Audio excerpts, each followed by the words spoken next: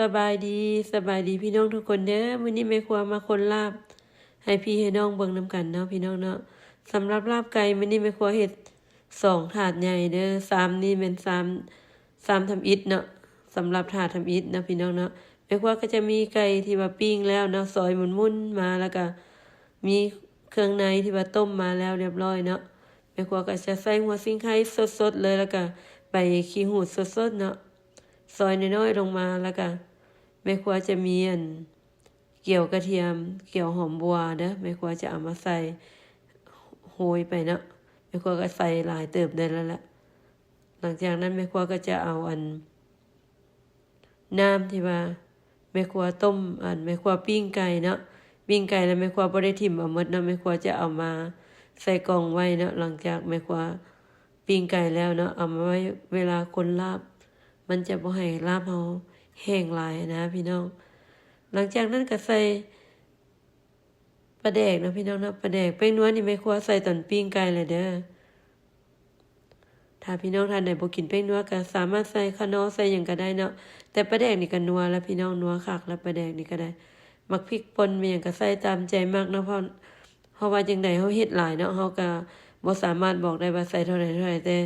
บอกวิธีว่าสูตรแม่ครัวก็จะใส่ประมาณนี้มักน้อยก็ใส่น้อยมักหลายก็ใส่หลายเนาะมักเผ็ดก็ได้เนาะพี่น้องเนาะหลังจากใส่ปลาแดกแล้วก็น้ำปลาน้อยนึงเกลือนี่แม่ครัวบ่ใส่เด้อเพราะว่าแม่ครัวใส่ตอนปิ้งไก่แม่ครัวใส่เกลือกับแป้งนัวเรียบร้อยละไก่แม่ครัวจะนัวเรียบร้อยละสูตรนี้แม่ครัวบ่ได้ใส่ฝุ่นมะขามเปียกได้แม่ครัวใส่มะนาวเพราะว่าบ่มี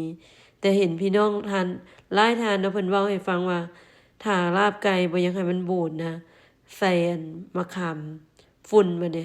มื้อหน้าแม่ครัวสิลองก่อนเพราะว่าส่วนหลายนะลาบไก่นะมันไปไวนะแต่ถ้าเฮ็ดยามอากาศหนาวนี่ก็สิโอเคเนาะยามร้อนนี่ก็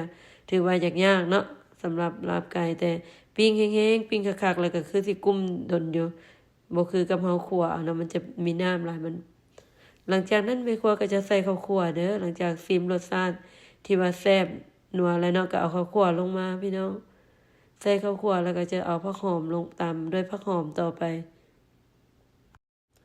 สำหรับลาบไก่นี่ก็แม่ครัวใส่ไก่ไปประมาณ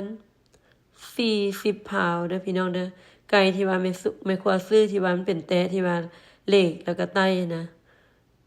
มีกระดูกพร้อมดอก40 พาวพอดี8กระแตะเนาะแต่15พาวแม่ครัวเฮ็ดได้2ถาดใหญ่เนาะแต่เครื่องในนี่แม่ครัวใส่หลายเติบได้เครื่องในนี่แม่ครัวเอาประมาณ10แตะป่นกันทั้งไตทั้งหัวใจแล้วก็ตับเนาะพี่น้องเนาะบัดนี้ก็พร้อมกินพร้อมเสิร์ฟแล้วพี่น้องหลังจากคนลาบแล้วแม่ครัวก็สิไปเตรียมเครื่องไปวัดแล้วพี่น้องเอาลาบลงไปวัดเพิ่นเฮ็ดบุญเอาไปซอยพี่น้องเนาะพี่น้องเพิ่นเฮ็ดบุญโชคดีมาทุกคนเด้อขอให้ทุกท่านโชคดีบ๊ายบาย